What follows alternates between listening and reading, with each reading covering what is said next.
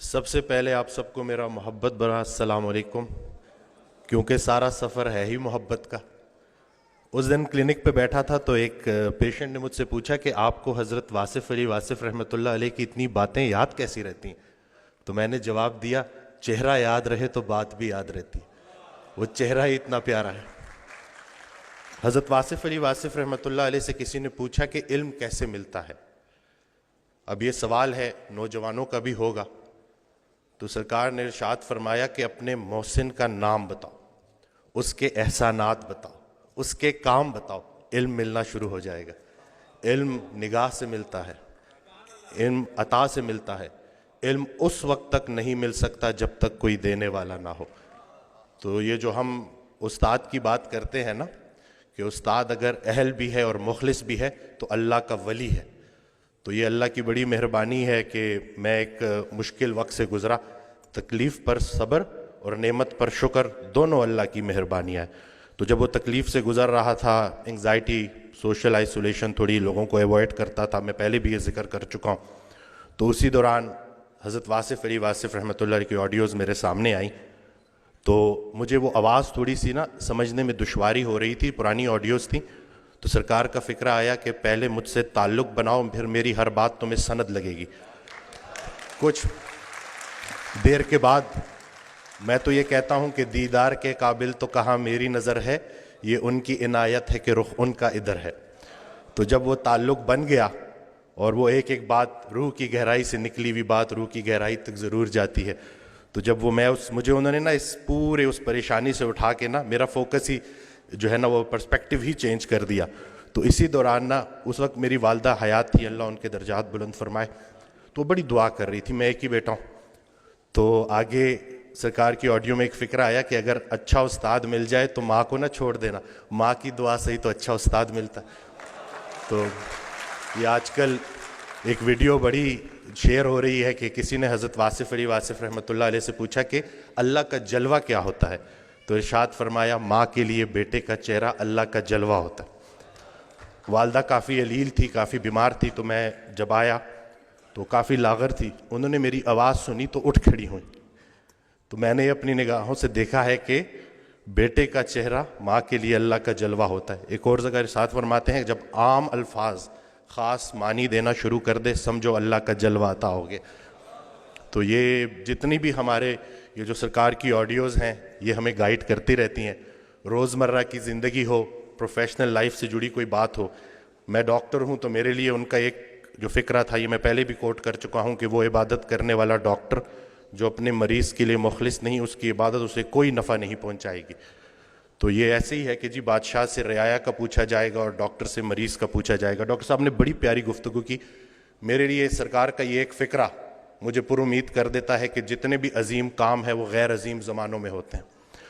ایک دیا کافی ہوتا ہے اندھیرے مٹانے کے لیے، ہوں چراغ داغ بنا ہوا، سر شام جلتا ہوں شوق سے، میرے پاس آئیں گے وہ کبھی جنہیں ایک سحر کی تلاش ہے۔ تو ہر وہ محبت جو آپ کو اللہ کے قریب کر دے وہ اللہ کے راستے کی محبت ہے، اور وہ اس میں کوئی شرک نہیں ہے۔ انسان کی تمنا ہے تو شرک ہے، رحمان کی تمنا ہے تو عین ایمان ہے۔ اور یہ حضرت واصف علی واصف رحمۃ اللہ کی جو آڈیوز ہیں نا وہ آپ کو اپنی ذات کے ساتھ مخلص کر دیتے ہیں۔ رسول اللہ صلی اللہ علیہ وسلم کی حدیث ہے کہ جس نے اپنے آپ کو پہچان لیا اس نے اپنے رب کو پہچان لیا۔ تو اپنے آپ کو پہچاننے کے لیے، اپنے ذات کے ساتھ مخلص ہونے کے لیے استاد کا ہونا بہت ضروری ہے۔ یقین جانے کہ ہماری پریشانیاں ہماری غلط فہمیاں ہیں، کوئی تو ہو جو ہماری غلط فہمیاں دور کرے۔ خیال بدل جائے تو منظر بدل جاتا ہے۔ بھائی صاحب کا ایک بڑا پیارا فکرہ ہے کہ جس کا جو خیال ہے اس کا وہی حال ہے، خیال اچھا ہے تو حال بھی اچھا ہے۔ اور اللہ کی نعمتوں میں سب سے بڑی نعمت حسن خیال ہے۔ یہ اس دن بھی میں ڈیٹیل میں نہیں جاؤں گا، پیشنٹس ہوتے ہیں، لیکن میں ان سے اجازت لیتا ہوں کہ ان کا یہ جو آپ بیتی ہے وہ میں لوگوں سے شیئر کروں تاکہ لوگوں میں امید بڑھے۔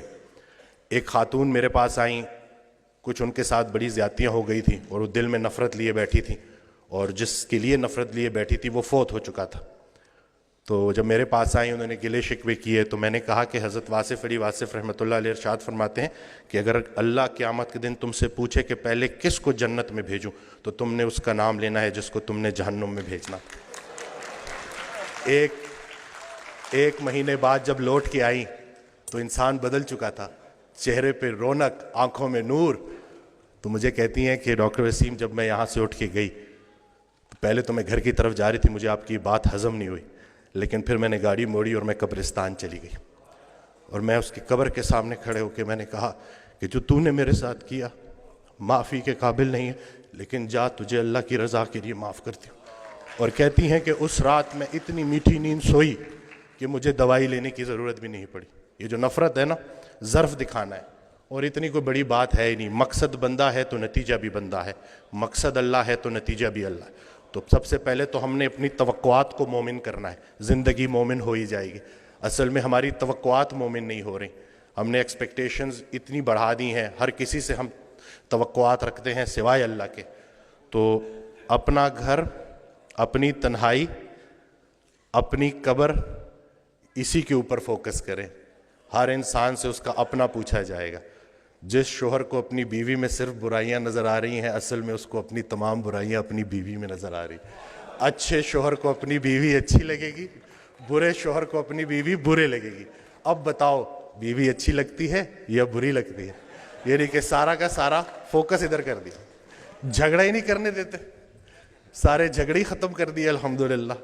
جھگڑا جو ہے نا وہ دو بندوں کا نام ہے, صلح ایک بندے کا نام. ابھی ریسنٹلی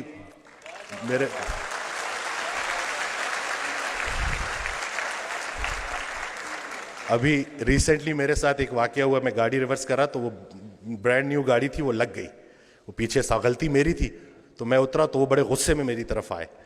تو میں نے فوراً معافی مانگ لی نا کہ مجھے نظر نہیں آیا, میں بہت معذرت کرتا ہوں, اور بہت زیادہ میں نے ان سے معافی نا. تو ابھی وہ غصہ ان کا ایک دم سے اتر گیا. کہتے ہیں آج کل معافی کون مانگتا ہے؟ تو میں نے کہا جی وہ نقصان چھوڑے, نقصان کو اپنا نمبر دے اور رابطے میں رہیں گے. تو میرا بڑا دل تھا میں ان کو بولوں کہ اگر کوئی معافی منگوانے والا پیچھے کھڑا ہو تو بندہ ضرور معافی مانگتا ہے. تو یہ کسی کے حوالے سے زندگی گزارنا کتنی آسان ہو جاتی ہے, اگر ہمیں پتہ چل جائے تو ہمارے سارے جھگڑے ختم ہو جائیں. میں تو جو میں نے آڈیوز میں جو سنا ہے نا کہ جنہیں ہم رخصت کرتے ہیں وہی ہمارا استقبال کریں گے.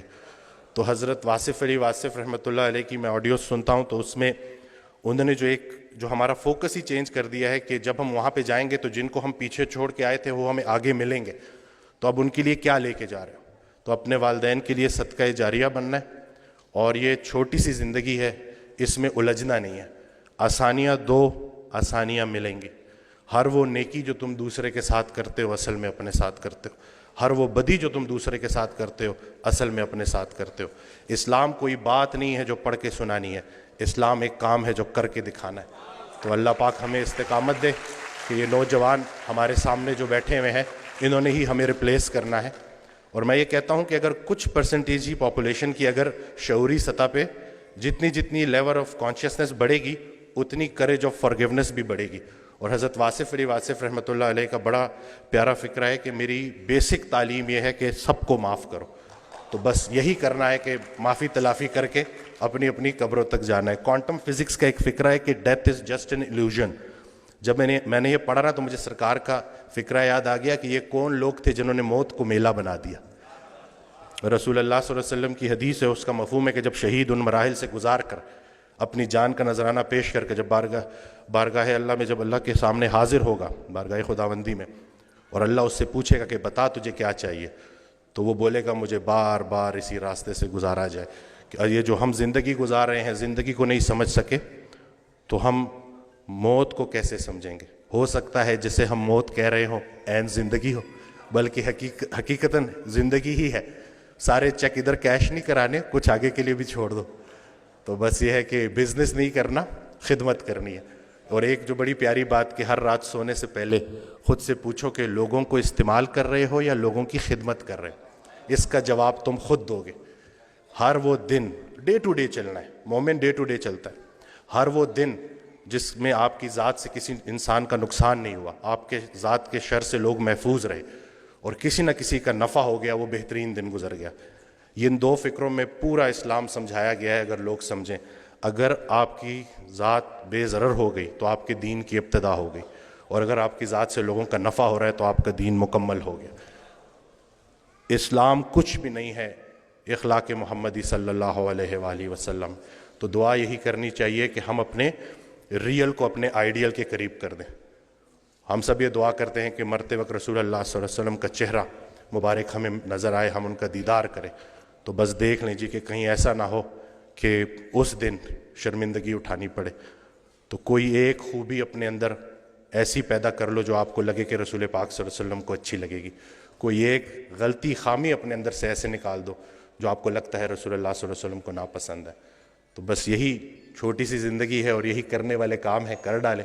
اور اللہ کے راستے کا سفر تنہائی کا سفر نہیں ہے, سنگتوں کا سفر ہے. تو یہ جتنے بھی لوگ ہیں الحمدللہ, یہ ایک اور حدیث قدسی ہے, اس کا مفہوم ہے کہ جب چند لوگ, اللہ تعالیٰ ارشاد فرماتا ہے کہ جب چند لوگ خالصتاً میری رضا کے لیے کسی جگہ اکٹھے ہوتے ہیں اور میرا ذکر کرتے ہیں, تو جب بھی وہ اس محفل سے اٹھتے ہیں تو میں ان کے گناہوں کو نیکیوں میں کنورٹ کر چکا ہوتا ہوں. تو ہماری بڑی مہربانی ہے کہ حضرت واصف علی واصف رحمۃ اللہ علیہ کے چاہنے والے ہمیں مل ہی جاتے ہیں.